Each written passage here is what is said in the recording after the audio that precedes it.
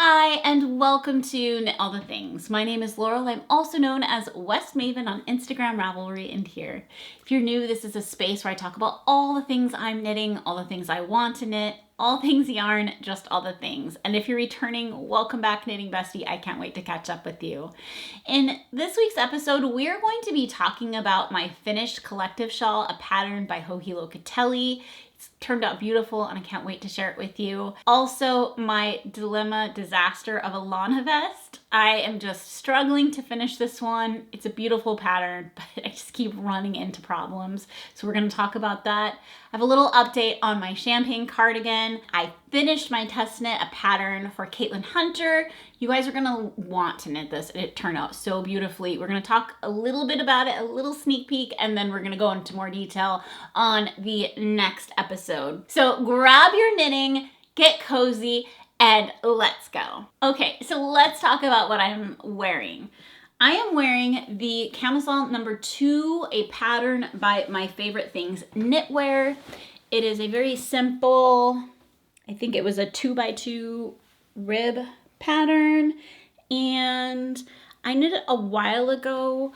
I want to say I knit it in 2020, and this pattern unfortunately is not at all size inclusive. I believe it only goes to like a 41 inch or 106 centimeter chest circumference, which is not good. But I did look on Ravelry and there are several patterns that give similar vibes that are absolutely gorgeous and I would feel would be a great substitution for this. One is called the Y top. This is by pernile Larsen. I actually think I might prefer this style a little bit better. I really love the detail in the front, but it does kind of like highlight the chest area of the garment, if you will, just like this one has the kind of details of the increases or decreases. Also the Ripple Camisole pattern by Jessie Maed. I think those are two great interchangeable with this pattern. I will briefly tell you about it. I knit it using Cotton Merino by Knitting for Olive, and I absolutely love this yarn. I've in fact used it on another sweater, which I feel like is saying a lot because typically part of the excitement of knitting is new yarn and also like new pattern. But if I'm going to reknit something or the same pattern or use the same yarn, it really speaks, I feel like, to those things. So Knitting for Olive, Cotton Merino. This is knit bottom up, which is not my favorite construction, mostly because I can't decide how long I'm going to knit it. I do think that I added an inch of length. I didn't keep great notes, but I think that I may have added an inch of length. I think this is the color Slate or whatever their darkest color of the Knitting for Olive Merino. I think it's called Slate. Yeah, I don't wear it by itself ever. I always wear something kind of over it, so it just kind of peeks out. I am not really a tank top camisole kind of girl, especially alone, but this shape of this one is okay. I wear it very rarely. If it's a very hot day and there's like a knitting thing I want to go to, I will wear it just to like wear a little knitwear, but it's not necessarily a go-to for me. Today I'm filming in Portland, Oregon, and it's going to be a hot one for us. It's about 23 Celsius, 81 degrees Fahrenheit-ish. I don't know. I probably didn't do that right. You can tell me. But it's a warm one today, and so I wanted to wear something cooler. So that was what I was wearing. Now, let's talk about my one finished object that I have. Well, I actually have two finished objects. One we'll talk about in more detail in the future, but this is what I have right now. So I finished my collective shawl. This is a pattern by Joji Locatelli, and I want to say, I'm trying to remember. I think I had left it somewhere in here. So I had felt like, oh, I don't have that much longer, but it's like a much larger part of the shawl, and so I probably had knit about half of it and then finished the rest. Right now, Joji has a knit along going on, and this was part of one of the monthly challenges, so you didn't have to sign up for this, you would just need to finish one of your Hohi patterns. And this one I had started during her knit along the previous year. And so it was a nice motivation just to finish it up. I really, really enjoyed knitting this. I blocked it outside yesterday because it's been so warm in Portland that I blocked it yesterday morning. I hung it. We have like lights on our fence in the backyard, and I hung it on the like nails, which I know is probably not the best, but I just was trying to quickly do this. And it almost flipped over the fence like into the neighbor's yard because it was also very windy. So that was not ideal, but it worked out. So I really, really enjoyed making this shawl. I used for the main color Aimeé's, I think it's twist sock. I'll pop it in here, but I think it's just the twist sock, and it's the color Drogon. And I really, really, really love this shawl. I feel like I haven't found the perfect way of wearing it, but I typically like to tuck the larger piece underneath the smaller kind of wraparound. And I think this is the type of shawl that would be super nice with like a shawl cuff, because then it won't be going anywhere at all. But it's really cute.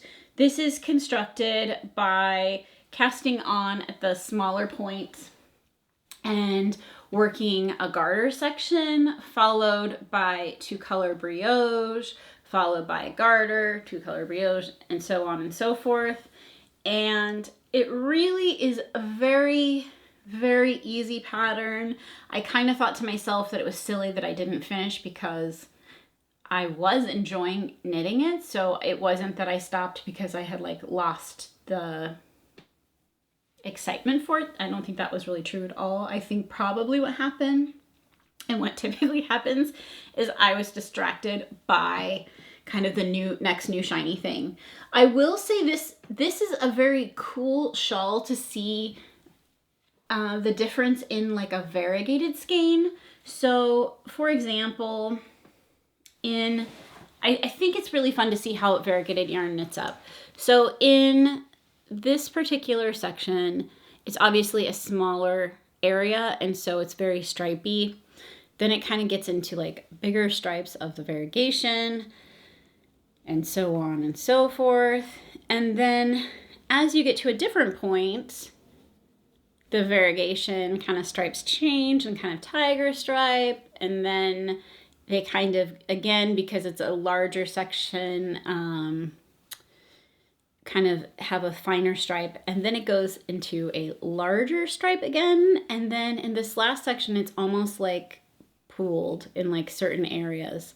I just thought it was kind of cool because for me, especially when I first started knitting, it always is like really hard to see like what variegated yarn will look like knit up. And I feel like this gives it like a lot of different opportunities to like look very different.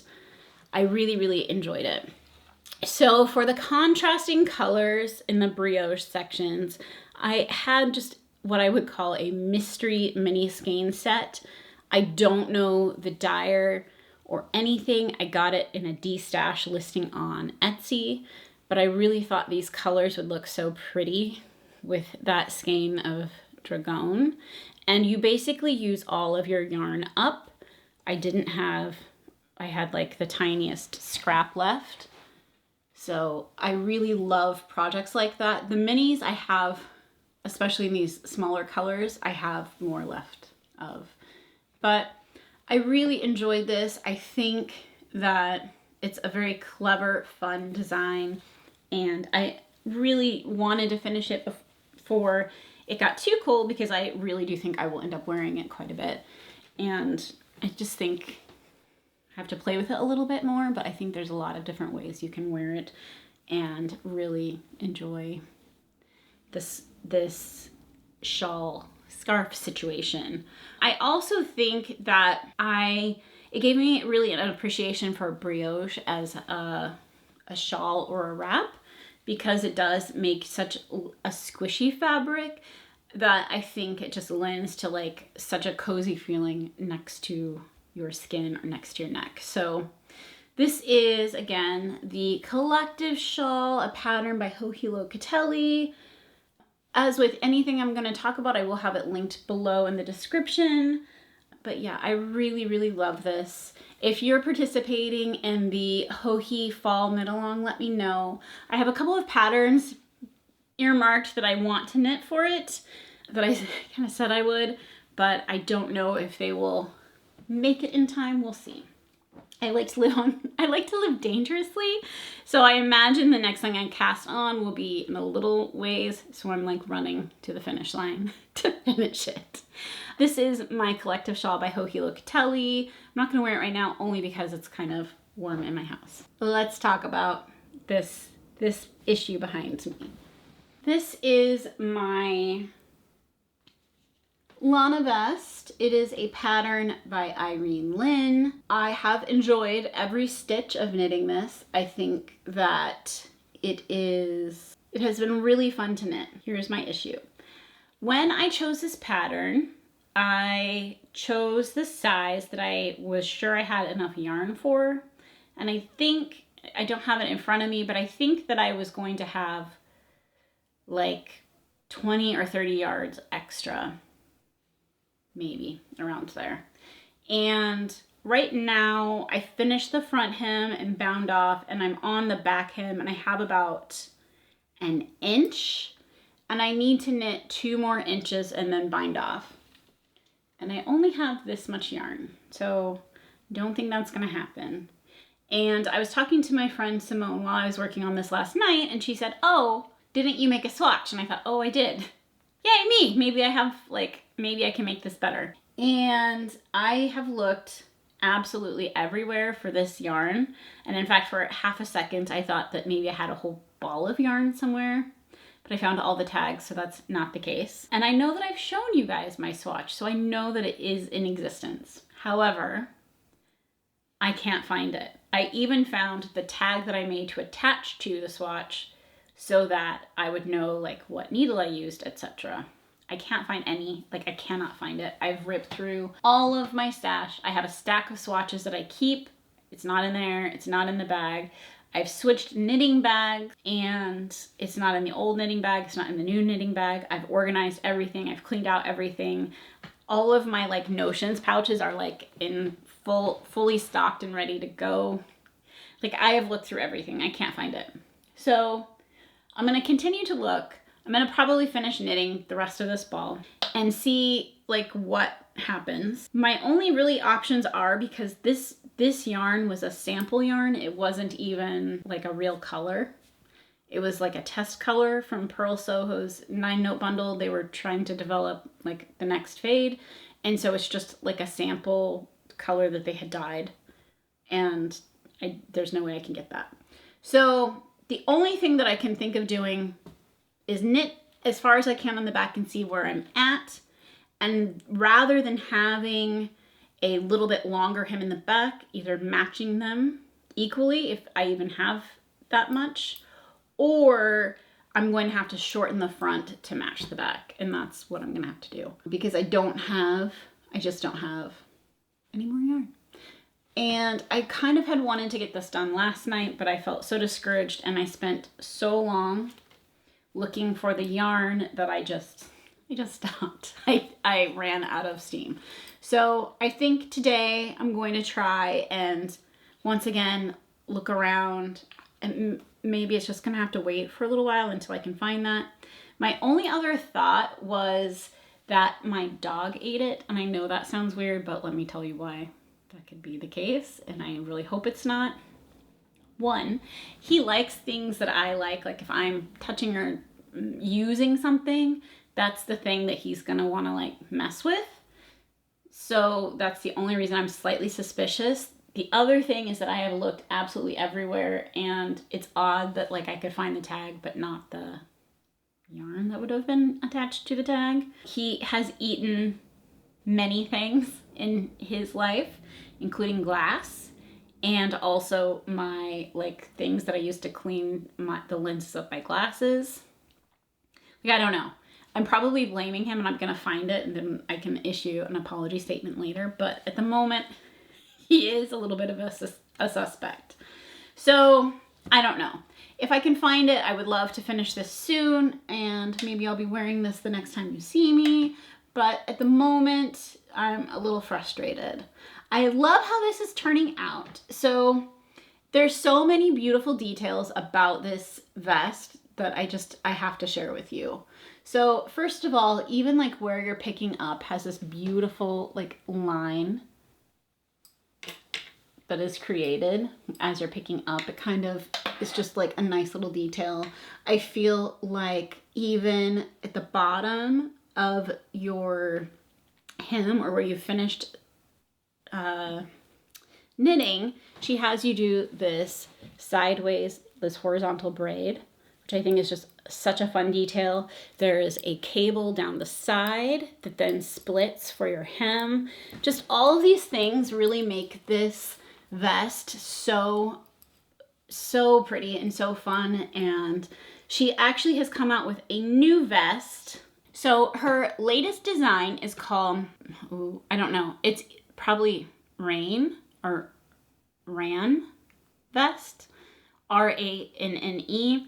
I'll pop a picture in, but it is very, very, very cute. There is a big cable down the front, and instead of the sides being connected, there's a split. And I think this would be a really, really cute piece to add to your wardrobe for layering. It's not quite that collar or dicky style, but it kind of still adds that extra layer of warmth. Also, that is gonna give you a lot of movement because it's only really connected looking, it only looks like it's connected like right under the arm. And I just think it's such a fun design. And I just, again, love that giant cable down the center. I think it's so pretty. So that just came out, I believe, in the last couple of weeks. And as I was knitting this, I've just really enjoyed, I really have enjoyed it. I think there's really something to be said for knitting a vest with chunky yarn. Like it goes by so quickly, and there's so much to, like there is stuff to pay attention to, but you definitely do get into a groove of what's going on next. For example, when I was knitting across, you only cable so many times, and in between, the only thing that I really would have to pay attention to would be what was happening in this center panel, and then everything else was like just knit the knits and purls the purls, for example. So it was just very enjoyable to me to knit, and I look forward to wearing it if I can solve the mystery of the missing swatch or the mystery yarn.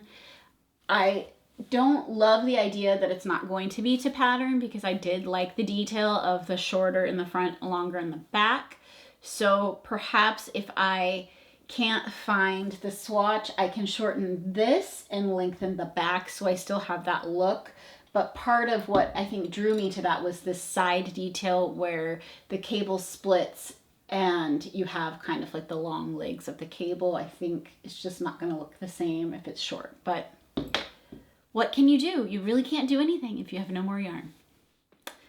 So I don't know. I could also maybe steal some yarn from the sleeves and just make this part shorter. I don't know. If you have a solution to like slightly adjusting it to get to harvest yarn, let me know in the comments below. I'd really very much appreciate it. That was my Lana Vest by Irene. I've enjoyed the pattern. It's not, I would say it's not quite size inclusive.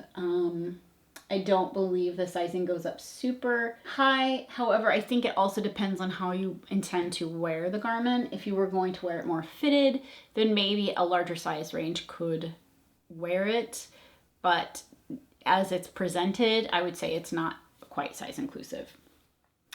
Okay, so next I want to share with you a little sneak peek of my latest test knit. It is going to be a small sneak peek because we are going to do a full episode on it later.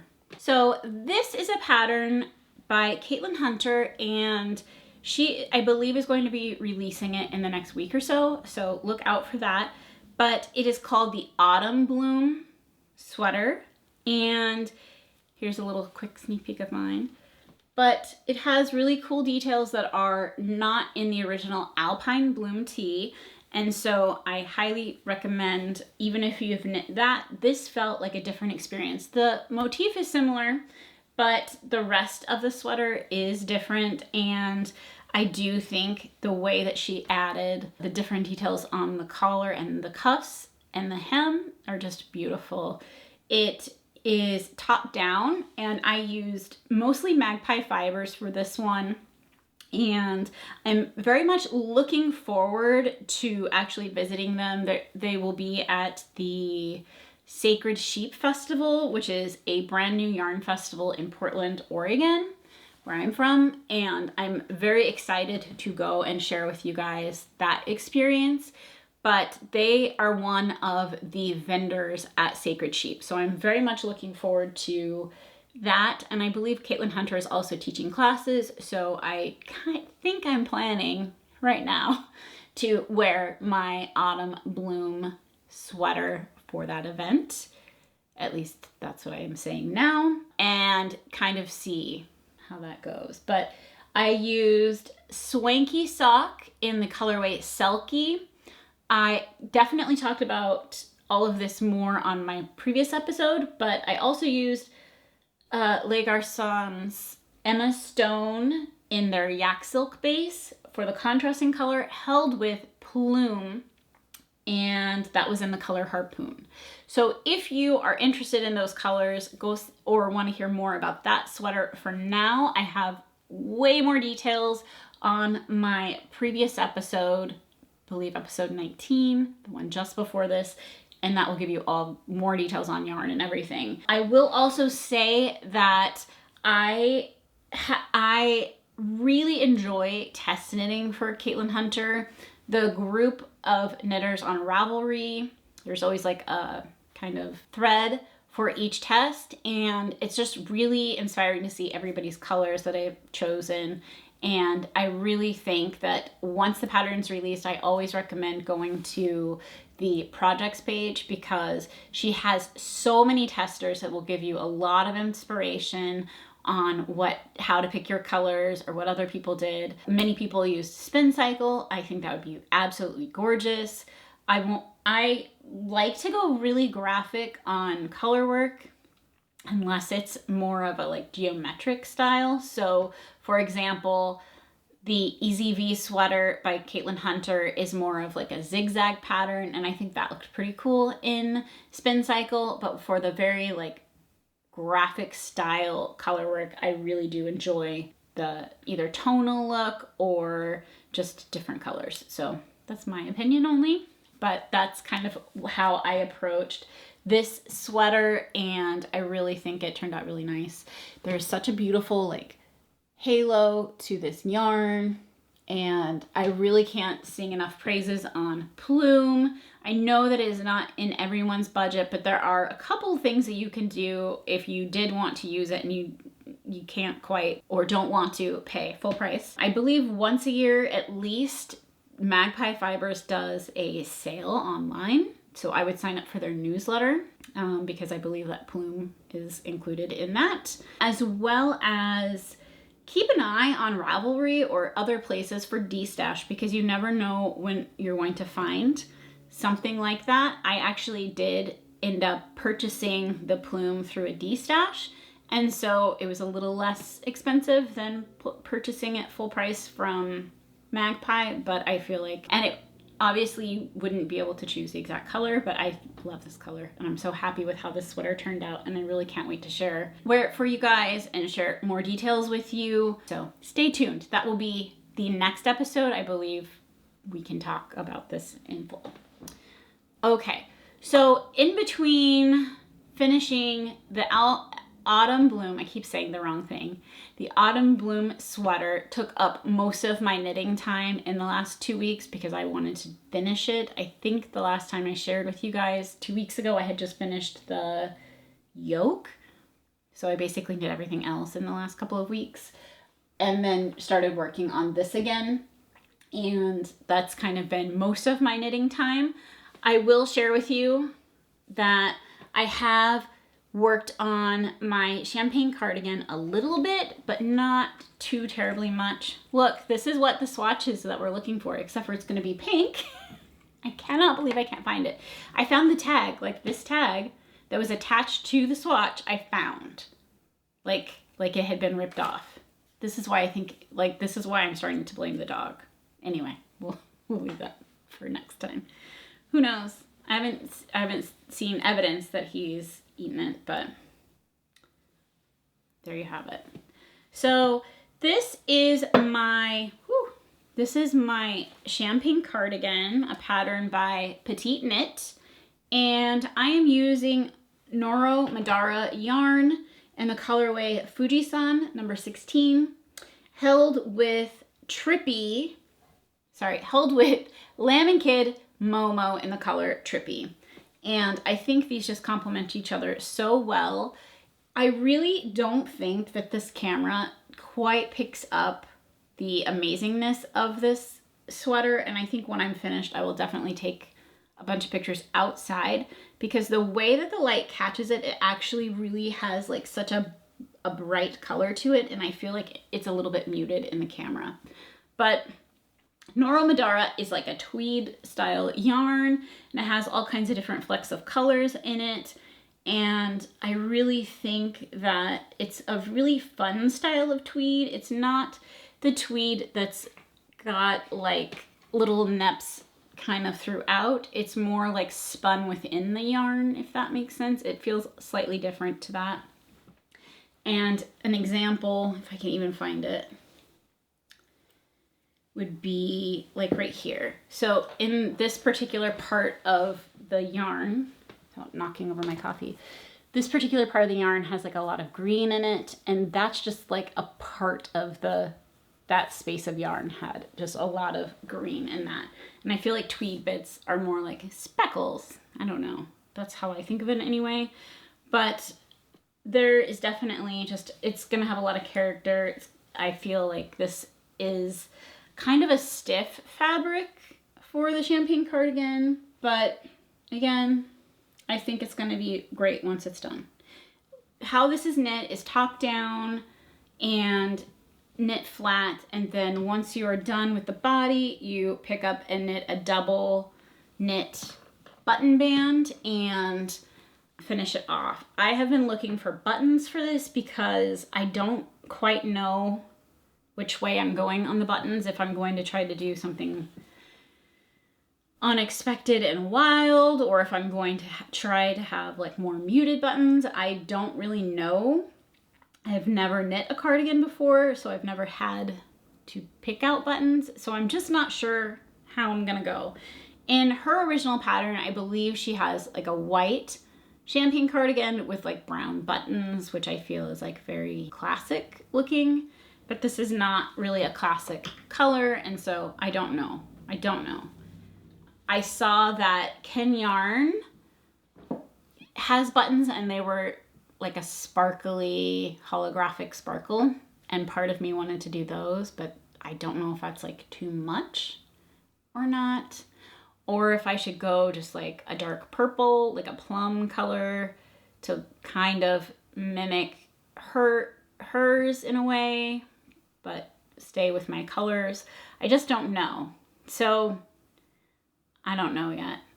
I've also looked at like kind of wild check glass buttons on Etsy. I just don't know. I have no idea what I'm doing button wise with that yet, and I kind of feel a little bit lost now that I found my swatch for this one. I can take this with me to go button shopping, but if not, then I might try to find some on Etsy and see what I can do. I also have a bunch of vintage buttons, but I don't have enough to do the size. So part of me was like, oh, should I do like a mixed button? Is that too much? That's probably too much. Just do like different ones. I don't know, is that ugly? I don't know. So I've never made a cardigan before. I haven't had this dilemma, but I am trying to figure that out. I don't know if you've watched me in the past.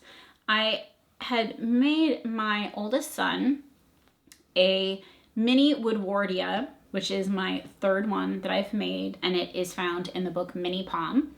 And I made him one for school. Originally, he was going to go to a school that required a uniform. That's since changed, but it's just a navy blue sweater. And that's fine for him. He's the type of kid that's just like, that's good. My youngest son is quite a bit more colorful in general, and I have been trying to get him to wear, on not days like today, but it has been cold this previous week, I've tried to get him to wear his old sport weight merino wool sweater that I had made him, and I've shown on the podcast before. And he has now told me, because my kids are prima donnas, that that sweater is way too itchy and he can't wear it. He wore that sweater every single day up until it was like 75 degrees outside all of last year. Almost every picture I have of this child is in the sweater. I don't think it's too itchy, but I do think that brother just got a very soft, very nice new sweater that he's wearing all the time, and now little brother is jealous of. So there is that. So I purchased more of the Westfield yarn. This is from yarn.com. It's their brand, Valley Yarns. And it is 60% extra fine merino wool, 20% silk, and 20% yak. These are the colors that he chose. And I absolutely love them, I think. So we're gonna do another mini woodwardia, and we're gonna stripe it. And I may end up doing, I don't have it here with me, but I have another dark blue, so it might be this, sort of. This is not the same, but you get the idea. So I do think that this will be on my needles soon, only because the weather is starting to change, and I do want to have his sweater done before it does get cold, because right now he refuses to wear any of the other sweaters that I've made him because they're too itchy. So, prima donnas. Okay, but that is what I'm going to work on probably really soon. These sweaters are so fast for me to knit because they are raglan, top down. It goes by super quickly. They end up going by really quickly because I feel like with raglan, you can mark off where you're doing your increases or whatever, and it's very easy to memorize the pattern, and they go by really quickly. So I have yarn to do this. I think really all I have to make a decision on is how I'm going to stripe it. Part of me at first thought maybe I would do color blocking instead of stripes, just to make it a little bit different from the last sweater I made him, because the last sweater is very similar to these colors and striped. I think I did like 8 row stripes or something, but I will have to figure out how I'm going to do it this time and probably have his input as well, because I think that's what makes having a sweater made for you more fun, is being able to like help make these decisions. So I think that's what we will do. So I'll keep you posted on how that's gonna go. Again, I've talked about this yarn before, but it is so soft. I did get a sweater's quantity for me in the navy color because I either want to make both sweaters, but I don't know which one I will make with this yarn. I want to make the Eva cardigan by Petite Knit, and also the new Granny cardigan by Joji Locatelli. So those are like the two that I'm really interested in using that yarn for. Besides the mini woodwardia yarn that I purchased, I also purchased this. It is Plymouth Select, Plymouth yarn. This I purchased at my local yarn store, but you could also, I believe, purchase it on yarn.com. It is a worsted merino superwash, and it's just 100% superwash merino. And it is this bright. It is very bright. And I purchased this for a hat to make for my cousin's son, who is sick. And so I am going to be making him a couple hats and sending them. I had my kids help me pick out this color, and my 3-year-old picked it out, and was very enthusiastic about it, and her son is 2. So I think a 2-year-old may love this. I hope mom doesn't hate it. I did get superwash so that it can easily be washed. And I will probably also do one other one. But I was thinking we could knit a hat together. So if you're interested in doing like a hat knit along, we can iron out the details on the next podcast, but let me know in the comments below. And if you have a hat pattern that is your favorite, please let me know in the comments below. Right now, I'm thinking of either the Take Heart hat that has like a pom-pom on top, or like a hipster hat, because I've made those a bunch and I feel like the ribbing in the hipster hat lends to it being a very easily worn for a lot of sizes type of hat. And I feel like 2 to 3 to 4-year-olds, their head grows still quite a bit-ish. So let me know if you have a hat pattern that you absolutely like that has kid sizes or is small. This is worsted weight yarn, but I mean, it could be for other weights and I can figure it out. But if there is one that you absolutely love, let me know. And let me know if you want to knit, if we want to do a hat knit along, because I feel like those are fairly easy. The holidays are coming. We can make it a little bit long and then maybe do a few prizes for that. So if that's something you're interested in, please leave a comment below and I will iron out the details and let you know all about them in the next episode. So that is kind of all I have like going to be cast on in the very, very, very near future. This should be off my needles at any point if we can find the yarn, or it's just going to be set on hold. And I think that I put the yarn in the plant when I was moving things. Okay. Unfortunately, it's not the last yarn. After I finish this, I will only really have the cardigan on my needles. And so I know for sure I'm going to do my son's sweater and a hat like soon. The hat can be my like car travel-y project. And my son's sweater I don't think will take that long. And then for me, I am considering starting my Lark bagger project, if you will. I don't know exactly which sweater I'm going to knit of hers, but I previously had ripped apart or ripped back a Pinguono sweater that I had started, and I wanted to use that yarn in like a scrappy sort of project. So she has this one that's kind of more all over garter, and it's the not so heavy sweater. And then she also has one that is an ombre top, which has a little bit more all over marling. But I want to do something out of this book for sure. She even has this really cute, I'm trying to find a picture of it. That's not the pattern, but a cute pillow.